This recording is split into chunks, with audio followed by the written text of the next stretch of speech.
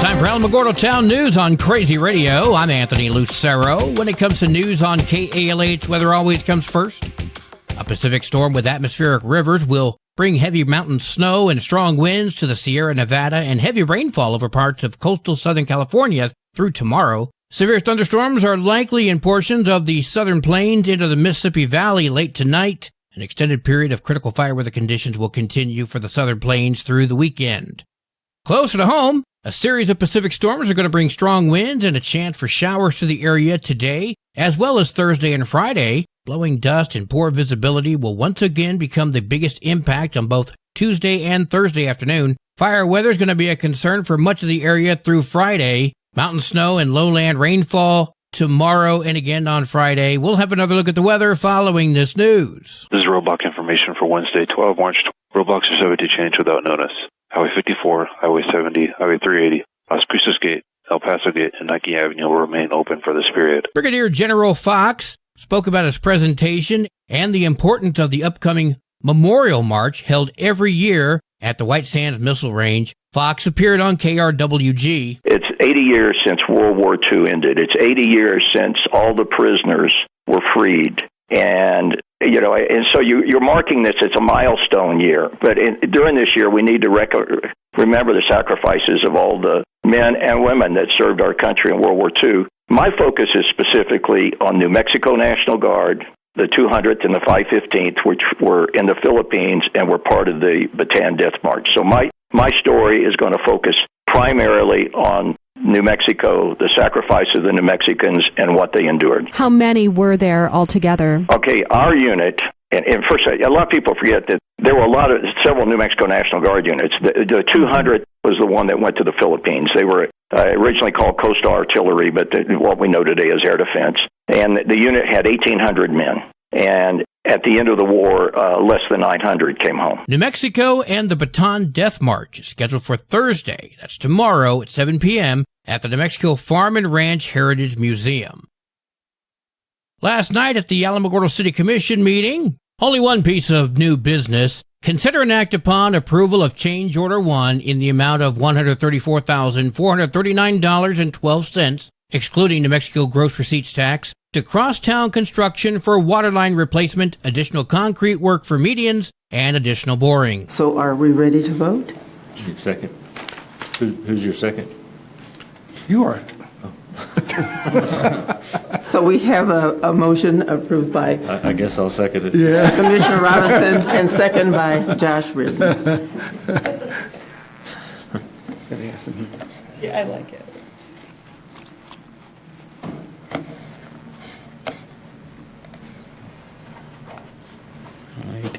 Yeah, 20 minutes. 19 minutes. Yeah, 19. All right, the motion is passed 6 to nothing. And that was it. Mayor Payne was not in attendance. Please be advised that the city's electrical and IT infrastructure upgrade project began at the Alameda Park Zoo this past Monday. In the coming months, this construction will be carried out in various areas throughout the zoo. Please use caution as you enjoy and explore the zoo during this period of construction. The city wants to ensure families and their children remain safe at all times during your visit. Keep Tularosa Beautiful has an event coming up. We spoke with Rusty Helton. Well, we're going to have our first cleanup this year on March 29th. Going to go from 8:30 to 10:30. Got all kinds of special prizes that have either been donated or purchased to give away to everybody that shows up from all the area merchants, including Ugly Pies, Alamars, the taco truck, everything. And so I think it's going to be a good deal. The weather should be good. We're going to pick up a lot of trash and make Tularosa beautiful. And what day is that going to be happening on? It's going to be on Saturday, March 29th. So that's coming up pretty quick. Where do people meet and what time? We're going to meet at the Tularosa truck stop where the truck's parked there at 8:30. And you can pick up trash as long as you want to, but we're going to pack our bags up about 10:30. For more information, send a DM through the Keep Tularosa Beautiful Facebook page. Make-A-Wish New Mexico presents Ride for Wishes, an event open to the public. There'll be a DJ on hand, as well as the Blackjack Band, but the main attraction is a motorcycle ride. There's going to be a taco bar following that ride, and all kinds of other things going on as well. $20 a rider, $10 a passenger. Google up Ride for Wishes for more information. The City of Alamogordo presents Easter in the Park. That's a free event happening on Saturday, April 19th from 9 until noon. A community egg hunt, food and craft vendors, petting zoo, bounce house, and a whole lot more. Plus, the Easter Bunny will be on hand. Redoso is gearing up for a big race later this year, and they could use some help to pull it off. The village is going to be hosting the Off-Road Triathlon Xterra. That's on August 15th through the 17th. And they need some volunteers to work as course marshals, help with timing, and hand out recovery at aid stations. No training is needed. Volunteers will get a t-shirt, lunch, and free entry into the 10K race. To sign up, send an email to volunteer@xterraplanet.com.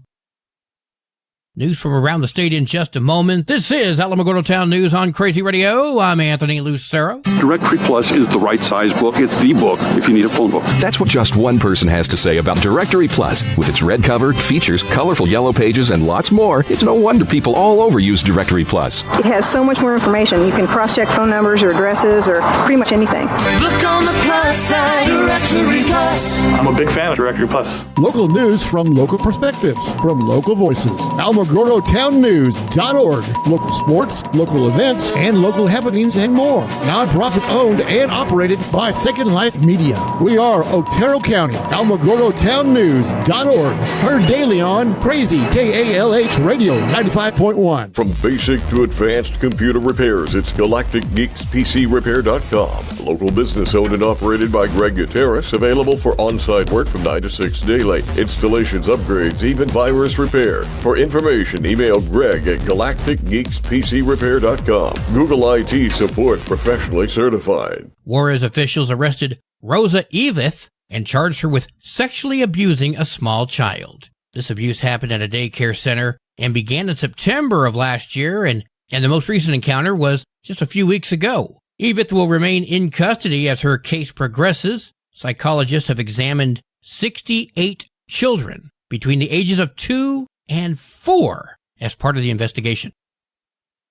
Melvin and Valerie Cordell of Deming are facing child abuse charges after 8 children were found living in filthy conditions. Valerie Cordell, 41, was charged with 16 counts of child abuse and 1 count of conspiracy to commit child abuse. Melvin Cordell, 50, was charged with 16 counts of child abuse, 2 counts of criminal sexual penetration, 1 count of criminal sexual contact with a minor, and 1 count of conspiracy to commit child abuse. Valerie Cordell was held without bond on Monday, March 3rd. Melvin Cordell was held without bond on Monday, March 10th.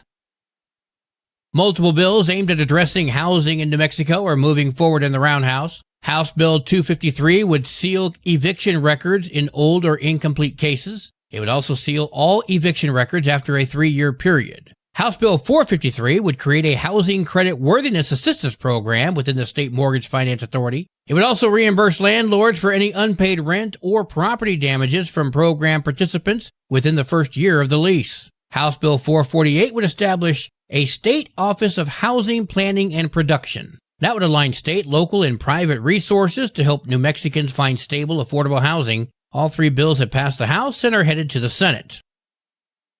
Here's something that's going to scare the living hell out of you. To cast a primary election ballot in New Mexico, you got to be a member of a political party, right? But that could change if lawmakers pass Senate Bill 16 this month to adopt open primaries. And like I said, this should scare you. We go now to Roz Brown. Supporters say New Mexico's electorate has changed, with 40% of those between the ages of 18 and 24 choosing not to affiliate with a party. The state does allow same-day registration, but Scylla Avsil with the group New Mexico Open Elections says that still means more paperwork and time is needed to vote in a primary for those who choose not to register with a political party. Under this bill, what would happen is if I'm a registered independent, I would just show up and say, I'm an independent, here's verifying my registration, and today I would like to vote as a Democrat or a Republican or a Libertarian. She says the bill would prohibit voters from participating in more than one party primary. Critics of open primaries worry voters could affiliate with one party over another to influence that party's nomination by choosing a candidate they feel would be easier to defeat in a general election. Research shows the percentage of independent voters in New Mexico is growing. From 2000 to 2022, Democratic registration declined from 52% of the electorate to 44%. At the same time, the state's Republican registration dropped from 33% to 31%. Avsil says the trend suggests a change would be helpful. I think this is the right time because we constantly are seeing every year an increase in independent registration, particularly by young people. They're registering more and more as independent. New Mexico is one of just 10 states with closed primaries. Avsil notes that this is the 10th year the bill has been introduced in the legislature, but she believes there is more support this time around. I'm Roz Brown reporting. New Mexico Attorney General Raul Torres announced a lawsuit against Flawless Results, LLC, and its owners for the alleged defrauding of hundreds of New Mexicans. The home remodeling business, which according to the complaint maintains showrooms in Albuquerque, Colorado Springs, and El Paso, has been accused of accepting payment for home remodeling work that was never even completed. The AG's office explained that this lawsuit was filed in the 2nd Judicial District Court. The company, operated by John Stephen Georges Sr., Robert Dean Bobby Murphy Jr., and Jacob Chalmer Tryron, has been accused of promising to make home improvements for customers, then allegedly failing to complete the work. That's according to a spokesman for the New Mexico Attorney General's office. The lawsuit also alleges that the company shut down operations in late 2024 without issuing refunds. The spokesman said this resulted in more than $700,000 in losses for customers. The New Mexico Department of Justice is looking for a court order to permanently ban the defendants from operating a contracting business in New Mexico, voiding the contracts for impacted customers, and imposing civil penalties for each alleged violation. The New Mexico Department of Health has announced the number of measles cases in the state has risen to 33. Health officials say the new case was reported in Eddy County, the first reported outside the localized outbreak area in Lee County. According to the health department, most of the cases in New Mexico involve unvaccinated residents. Officials add the measles outbreak is not a rapidly expanding outbreak, but cases are rising. Measles is extremely contagious. One person can infect others before a rash even begins. Symptoms often begin with a cough, runny nose, red eyes, and then progress to fever and rash. The rash begins on the head and then spreads to the rest of the body. If you have any questions, please see your medical provider. Sports and weather are coming up next. This is Alamogordo Town News on Crazy Radio. I'm Anthony Lucero. They are role models and educators. Their work requires a great deal of time and energy for very little pay. Who are these unsung heroes? Thanks, Coach. Thanks, Coach. The simple truth about education-based athletics in New Mexico is this. Without a committed team of coaches and administrators, they just wouldn't be possible. School sports, they bring out the best in all of us. This message presented by the New Mexico Activities Association and the New Mexico Athletic Directors Association. There are 4 games for New Mexico girls basketball today, nothing nearby. 20 games for New Mexico varsity basketball. That includes Roswell at Farmington and Tularosa at Bosque. Wow! Go Wildcats! There are 2 games for New Mexico softball and 4 games for New Mexico baseball. Again, nothing nearby.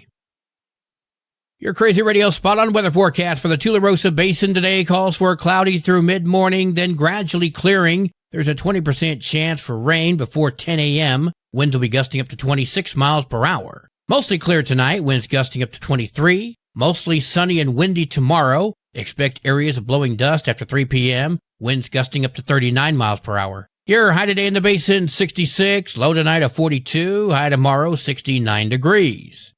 In Cloudcroft, mostly cloudy today, becoming gradually sunnier in the afternoon. There's a 20% chance for snow in the morning. Winds gusting up to 36 miles per hour. Mostly clear tonight, winds gusting up to 29. Mostly sunny and windy tomorrow, winds gusting up to 45. Your high today in Cloudcroft, 44. Wind chill is going to make it feel like it's 15. Low tonight of 30. Wind chill is going to make it feel like it's 22. High tomorrow, 48 degrees. Local breaking news can be found on our website, alamogordotownnews.org, and learn more about Crazy Radio by visiting kalhradio.org. Also, check out the Crazy KALH Radio YouTube channel. That's where we post our daily newscasts, complete interviews, and other information which concerns everyone in the Tularosa Basin. Be sure to give this video a like and subscribe to our channel if you've not done so already. That way you too can remain informed of the goings-on in the Tularosa Basin. And that concludes today's edition of Alamogordo Town News on Crazy Radio. I'm Anthony Lucero.